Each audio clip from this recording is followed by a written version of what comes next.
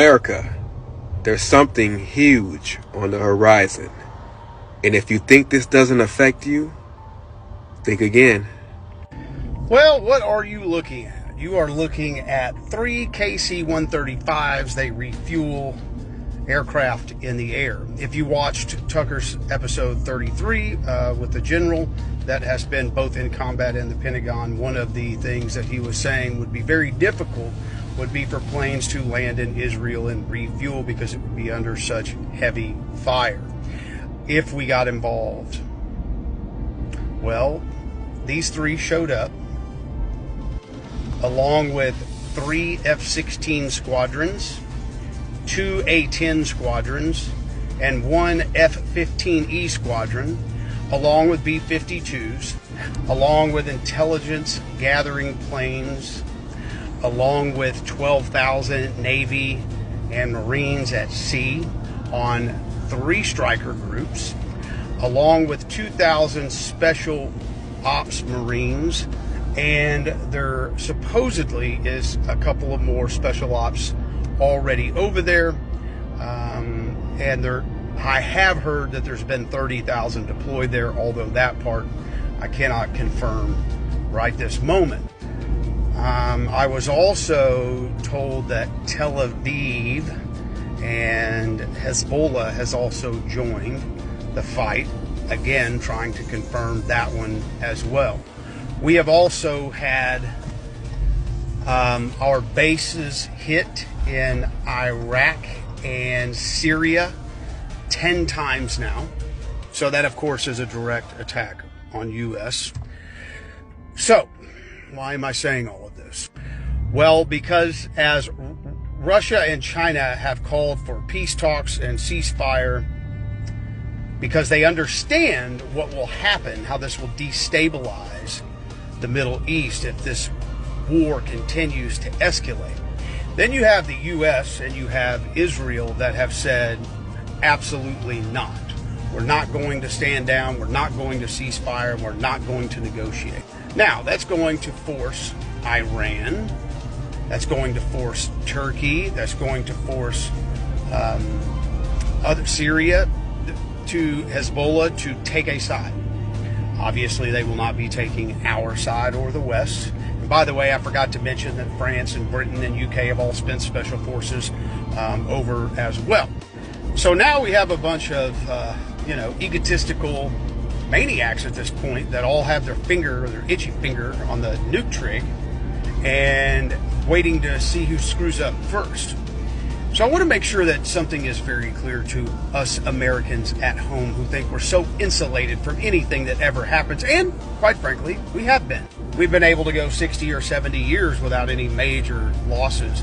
And although we did lose troops in the 20-year war, we still didn't lose that many due to our technology and then who we were fighting, which was people with not much, the guerrilla warfare, right? It's a lot easier to take people out when you have all this technology. Now we're going up against Iran, who has super accurate nukes. Russia, same thing. China, same thing. Turkey, same thing. So we are not just going up against some guerrilla warfares on the side of a mountain. And I want to make sure that this is crystal clear to you folks in America. The second you hear America has whatever, shot down this, done this, whatever, has entered the war, I want you to start the timer on your phone. What do I mean by that? I mean that it's just a matter of time before the chaos starts here, because as you well know, we left our border open for 2.5 years, and Hezbollah has people coming in from Mexico.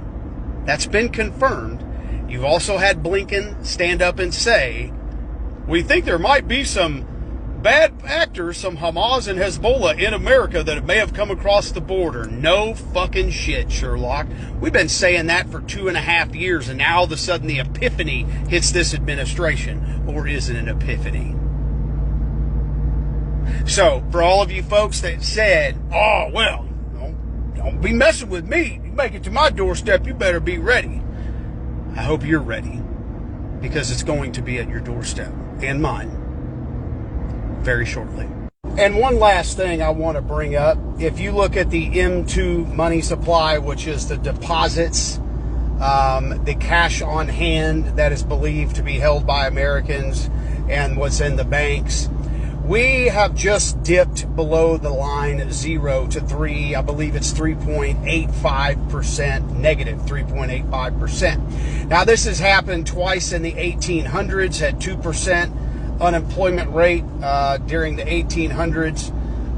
It happened again during the 1918, Spanish, and that I believe that was 4%, and then the big one, which was the Great Depression. I think I'm right on this. I'm trying to paraphrase in my brain. And the Great Depression was at a negative 12%, which was 25% unemployment.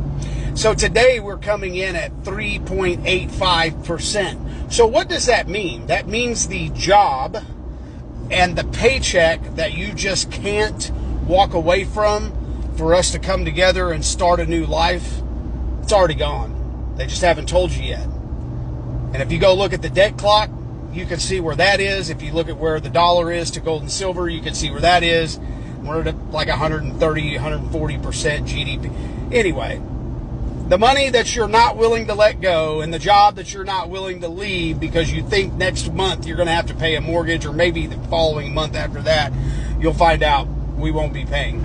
So instead of getting ready, you'll be spending time working for the corporations that run this country. And they know that.